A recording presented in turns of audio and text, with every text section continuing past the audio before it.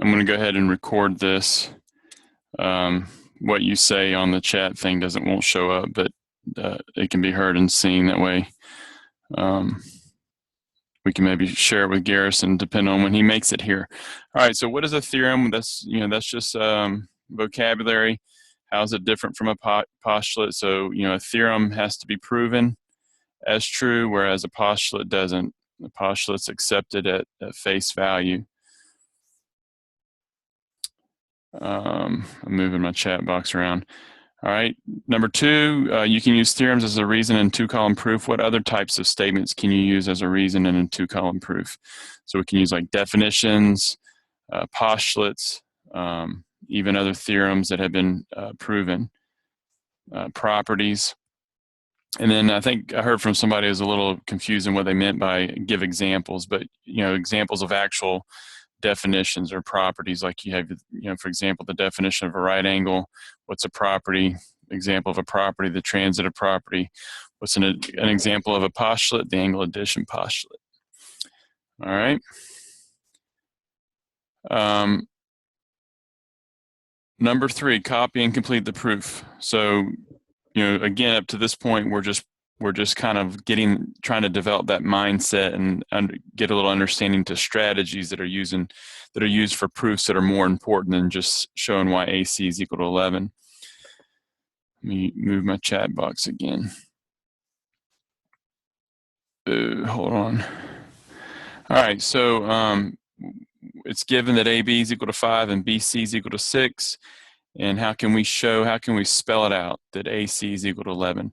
Start with what's given, and then we'll state the segment addition postulate. We know that AC is equal to AB plus BC, and then we substitute. Okay, we'll substitute. Since we've stated that AB is equal to 5, we'll substitute AB with 5. We've stated that BC is equal to 6, so we'll substitute BC with 6. And so then we just simplify. 5 plus 6 is 11. So we show that AC is equal to 11. So what are we demonstrating here? We're just demonstrating using properties and so forth and spelling things out step by step. Okay. I use the property to complete and copy and complete the statement. So remember, we basically had 3 properties that we looked at. And they're true for equality and congruency for segments and angles and so forth. It was the reflexive property, the symmetric property, and the transitive property. So the reflexive property just states something is equal to or congruent to itself, and we'll see a use for that when we actually get into proving things about geometrical figures and so forth. Symmetric property just says that we can flip things around. We could say 2 plus 3 is equal to 5, or 5 is equal to 2 plus 3. So let's just work backwards. If we're stating that angle RST is congruent to angle JKL, then we can flip that and say angle JKL is congruent to angle RST. Okay, if A is equal to B and B is equal to C, let's just go ahead and write that out. If A is equal to or congruent to B and B is equal to C, then A is equal to C. So what's the repeated angle in here? It's F. Okay, so go to angle F, and so the new introduced angle must be L, angle L. Okay, so then angle F must be congruent to angle, whoops, I put F, J. Angle J must be congruent to angle L. We got the same in these 2 spots, so then these 2 are congruent. All right, good. Garrison made it. Was my email a little confusing there, Garrison?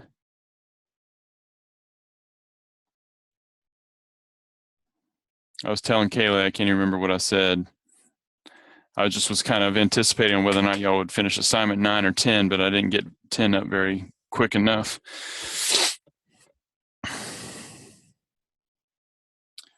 Yes, okay, been there, done that. All right, what number did you come in on? Do I need to go back to, I just figured we'd go ahead and get started because you know, the first part was pretty easy. Do you need to see any answers on any of them?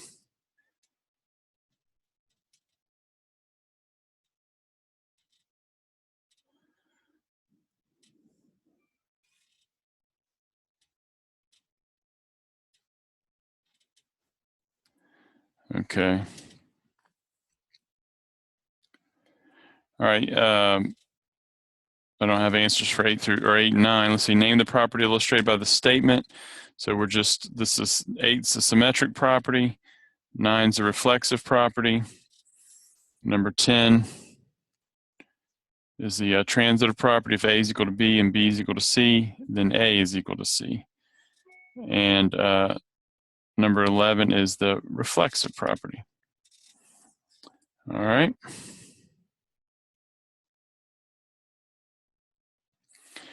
All right, number 16, copy and complete the proof. So it's given that RT is equal to 5 and RS is equal to 5, and that segment RT is congruent to segment ST. So I went ahead and just kind of, for myself, thinking out a solution, I labeled everything. And so in this one, we want to prove that segment RS is congruent to segment TS. Let me just go ahead and highlight that.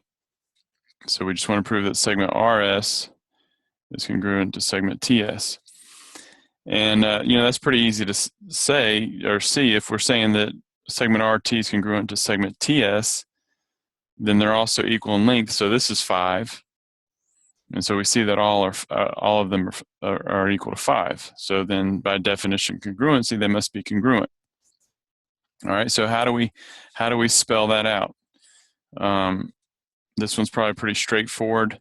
You know, I've talked about sometimes it's easier or better to start with the end in mind and try to work backwards.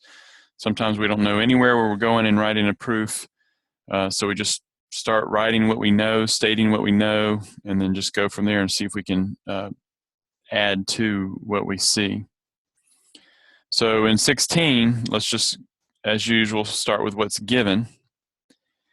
And then let's state that RS, okay, is equal to RT.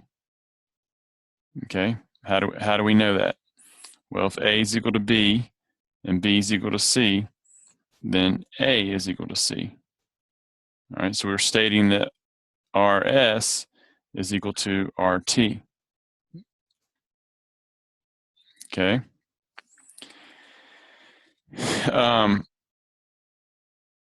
And then here, we're just being technical, okay, because they know where they're going with this. We don't know where we're going with it yet, but we'll see. They're saying, okay, here's our given statement. Segment RT is congruent to segment TS. Well, if they're congruent, by definition of congruent segments, they're equal. Okay, so how do I know this statement's true? Well, based on this statement and the definition of congruent segments, I know it's true. All right. So we're trying to show that segment RS is congruent to segment TS. All right. And again, maybe, well, I was going to say, maybe you don't know where you're going from this. You know, you're just kind of going into this blindly, but you probably wouldn't make that statement unless you knew where you're going with it. But so forget that thought. But look here in steps 2 and 3. Notice you have a common value, RT and RT. Okay. So again, the transitive property, if A is equal to B and B is equal to C, then we can say that RS is equal to TS.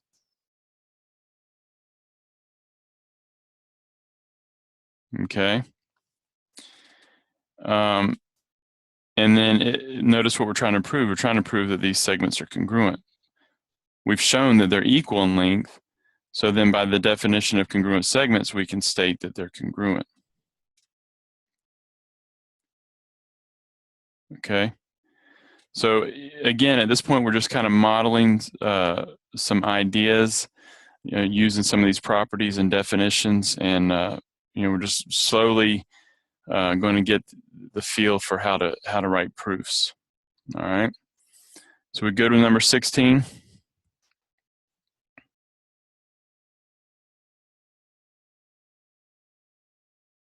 Yes, no, maybe so.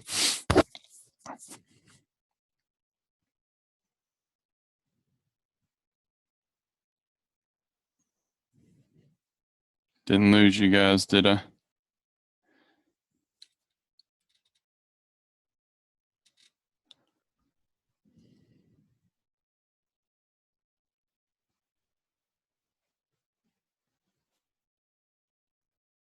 Okay.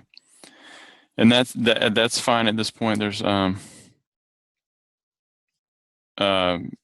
again, don't feel like you've got to be able to, I'm gonna scaffold these things for you, kind of give you crutches for now. You don't have to do one totally for scratch. You will not have to do one totally by, what's the word, by scratch, or you're not gonna have to do a complete one on the test. I'll give you, some hints and so forth along the way. So you won't have to do one from scratch. That's what I was looking for. All right, number 23, use the given information in the diagram to prove the statement. Okay, so 2AB is equal to AC. That's given. So we've got AB, and if we double that, it's the same as AC. All right. Well, we can see then, if that's the case, then that AB must be congruent to BC, right? Because if I'm doubling it, I'm just taking two halves and making one. So we can see that that's true. How do we spell it out? Okay, so that's the challenge. All right, going the wrong way. So again, a two column proof. You've got your given and your proof statement. You got your illustration, and let's just start with what's given. All right, and there may be, this proof may look a little bit differently. If you did this one on your own, it may not. You may have arrived at the proof statement correctly, but it may look different than what I have here. All right. You might say, okay, you might just play around with it. Maybe, do I need to use the segment addition postulate? Do I need to state that AB plus BC is equal to AC? Or should I, break 2AB up as AB plus AB is equal to AC? And so forth. So, what can we do? Let's see what the book did. All right. They broke it up. They're saying 2AB is equal to AC. So now we can say AB plus AB is equal to AC. And that may be hard to see as the,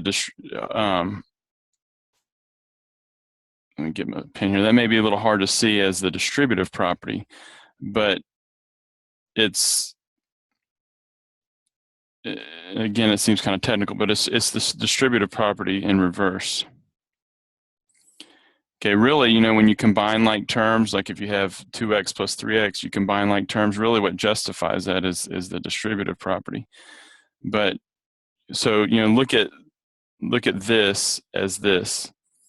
Okay, and so we're going from 2AB to AB plus AB. We're just, if I added this, if I simplified that, I would have this.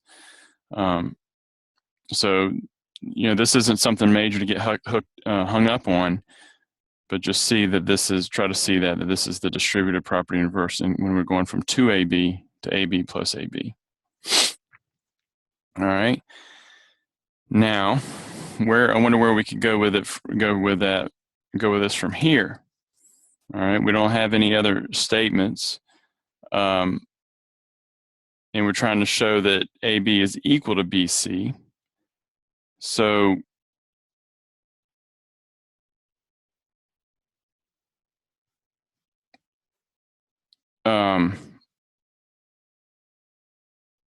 we do know, okay, according to the segment addition postulate, we do know that AB plus BC is equal to AC. All right. And again, this would just come from you just, okay, I'm stuck. Where do I go from here? I don't see the end. I don't see the end ahead. Where do I go from here? Okay, well, let me just write down something that I know is true and see, and maybe I can do, maybe I can manipulate something here with the two equations to give me AB is equal to BC. So both of these are equal to AC, all right? So what might we, we have a different term here and here, but they're both equal to AC. So what can we do with the next step? Anybody have any idea? You have your paper in front of you. What would you do next?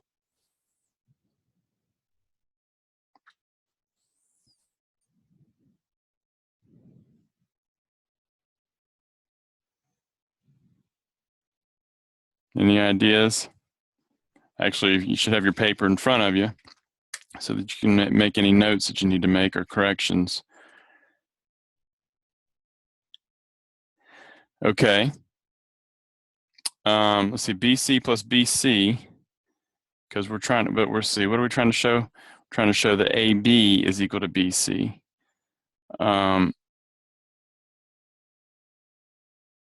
That's not what I was thinking.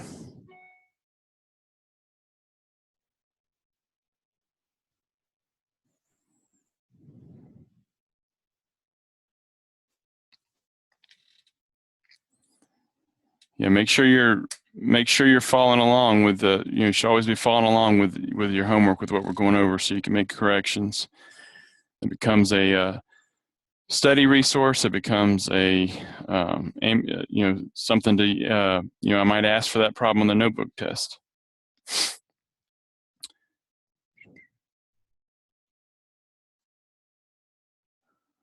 Any other ideas? Either one of you. Any other ideas?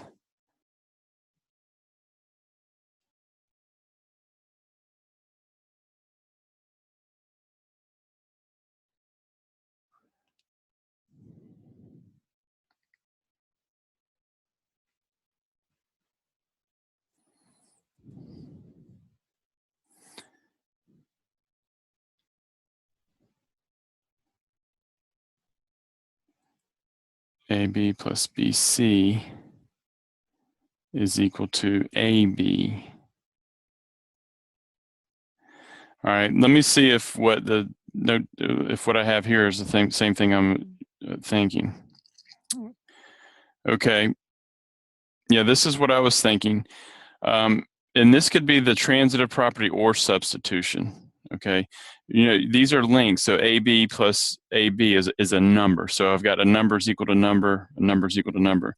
So can you see here that so we'll call this A. If A is equal to B and B is equal to C, then A is equal to C. Okay, so I can state that AB plus AB is equal to AB plus BC using the substitution or the transitive property, or I could substitute, since both of these are equal to AC, for example, I could substitute AB plus BC in for AC and get AB plus AB is equal to AB plus BC. Okay, so a lot of times this transitive property and the substitution property can be used interchangeably. They both work for the same situation a lot of times. Okay, now, so can you see now why we wanted to get to this statement? Remember, we're trying to prove that AB is equal to BC. And notice I have the same value on both sides of the equal sign. All right. All right, so what have I done? I've used the subtraction property. I'm going to subtract AB on both sides, and that leaves me with AB is equal to BC.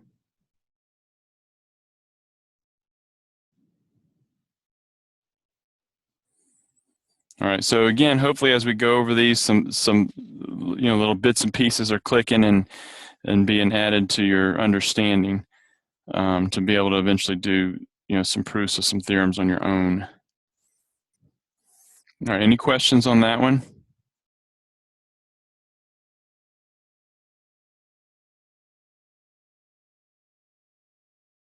Yes, no. Yes, no, I don't understand enough to ask. Maybe so.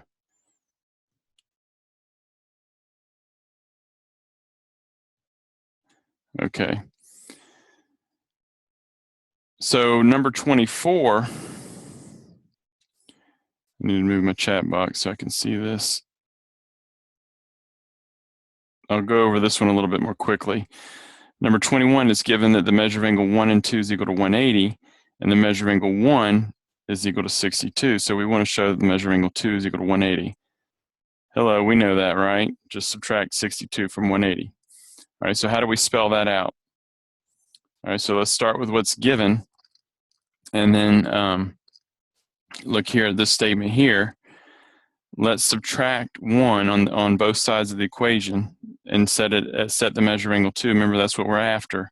We're after the measure of angle 2, so let's set the measure of angle 2 equal to 180 minus the measure of angle 1. Okay, so this one we're kind of seeing that, we're seeing ahead where we want to be, so we're just arranging everything. And so now I know, okay, with this statement, I can substitute the measure of angle 1 with 62 degrees. So the measure of angle 2 is equal to 180 minus 62, which is 118. Okay.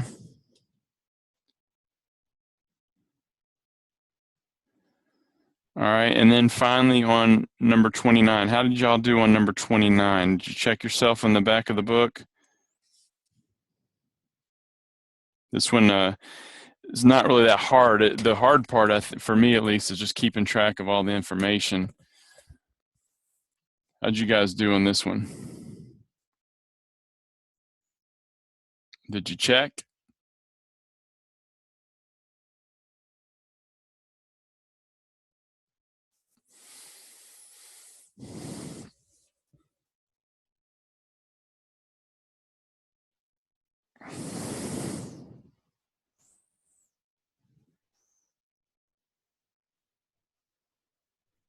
Okay, good. All right.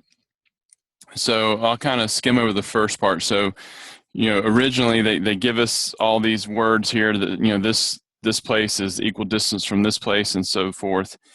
And, I think one of the ideas that the book is trying to get across is the value of an illustration. If you draw yourself a line segment and label everything becomes a lot more clear. You guys agree?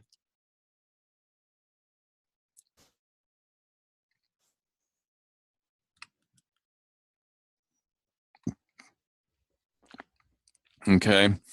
And so draw and label a diagram to show the mathematical relationship. That was part A.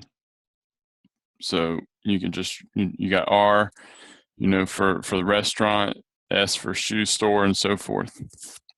And then you can mark which ones are congruent to which. And the problem is that what they want us to do is show that, where is it?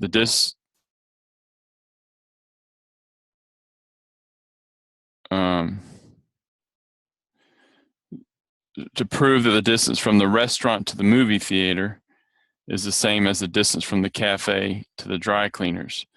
All right, so when we illustrate it, we can see that. I mean, RS is congruent to CF and SM is congruent to FD. So, for example, if RS was 3, then CF would be 3, 3 miles or whatever.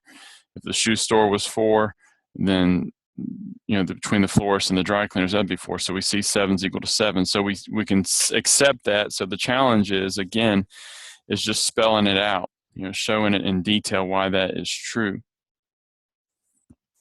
Okay, so notice in our proof, we're stating what's given, and we're stating what we want to prove. All right, so this is how the beginning of your proof should have looked. You might have your given and prove over here somewhere, and you've got your illustration, you've got your 2 columns, and now you're ready to go. So you start with your first statement, which again typically is what's given. And so I want to, in this case, it might be easier for me to work backwards. Okay, I want to show that RM is equal to CD, and I can see that, RS plus SM is equal to CF plus CD. Okay. So I can see that. So, maybe I can show, okay, RM is equal to RS plus SM, and CD This should be CF plus FD. It's an F. And then CD is equal to CF plus FD. Okay.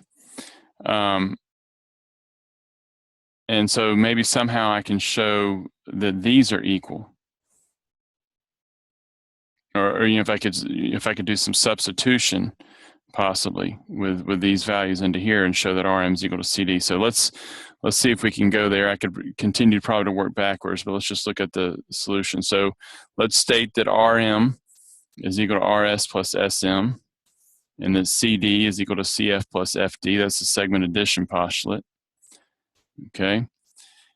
And so let's take a look at what's given and notice, okay, RS is equal to CF. And so in this equation, I've got RS and CF, and SM is equal to MC, which is equal to FD. So I've got SM in this equation and FD in this equation. So what I can do is some substitution. All right. I can substitute, for example, and you might have gone in a different order. You might have substituted with with this equation, but so RS is equal to CF. So in this equation, I'm going to substitute RS with CF. And I'm going to substitute SM with FD. Okay, so now notice I have two equations with like terms here. All right. And so I've got a situation that if A is equal to B and B is equal to C, then A is equal to C. So I can use the transitive property to state that RM is equal to CD. All right.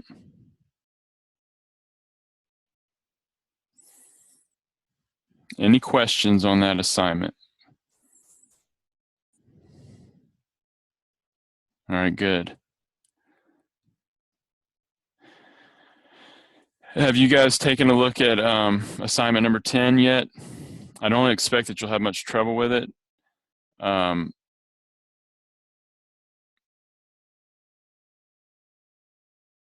you taken a look at it yet? Yes or no? Okay. As far as the videos are concerned, there's 2 videos for chapter 2, section 7. You could probably get away with just watching the first one. I prove a basic theorem, so it might be good to be exposed to that. But as far as the assignment is concerned, if you just look at the book or the videos and get the postulates and the theorems, you can probably do all that without watching the second video. The second video is only 6 minutes long or so, but I don't expect you'll have much trouble with it. The only ones that are probably challenging is the last 2. You're going to have to use some algebra. So I have my other students taking the practice test Friday. Would it work for you guys for us to meet again tomorrow at 2:30 to go over the last assignment, and then you take the practice test with everybody else on Friday, and you can turn it in on you can have over the weekend as well, but just having it done by Monday?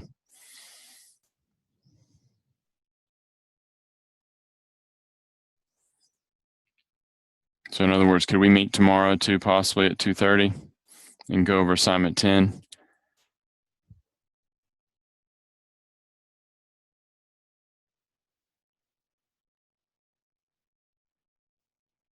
Okay. Let's see here. Or hold on, let me pull up the calendar.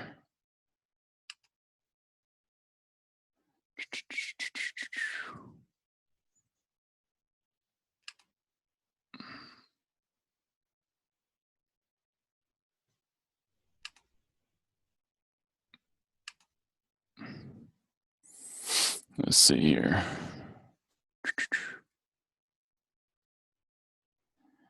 So tomorrow's Thursday. Practice test.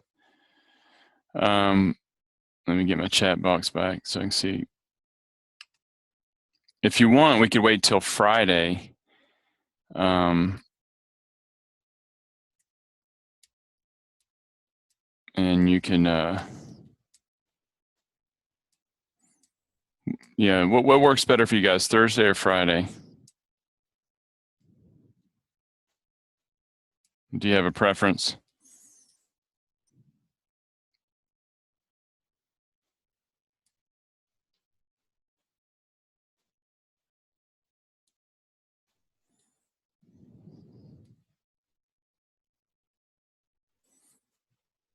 Okay, well let's just try it tomorrow then. That way you'll have more time ahead of you for the test, practice test. And so you'll have the practice test, and then just notice here for Monday that you're writing a 2-column proof for the vertical angle theorem, which it's not that difficult, but you'll have to turn that into me by hand.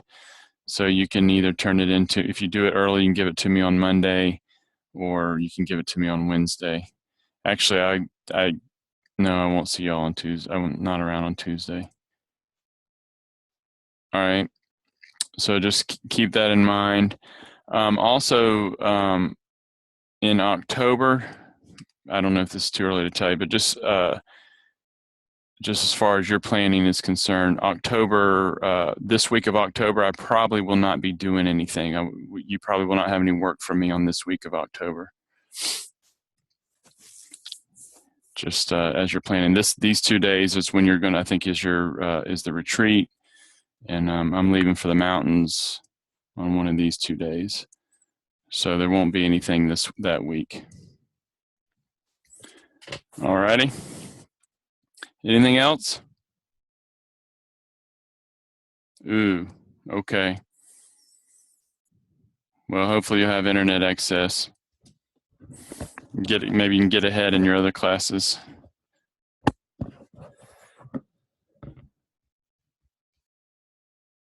Yes, yeah, definitely. I don't know if we'll do any work on the week of the Thanksgiving. We might do something on that, that Monday and Tuesday. All righty. We good to go then?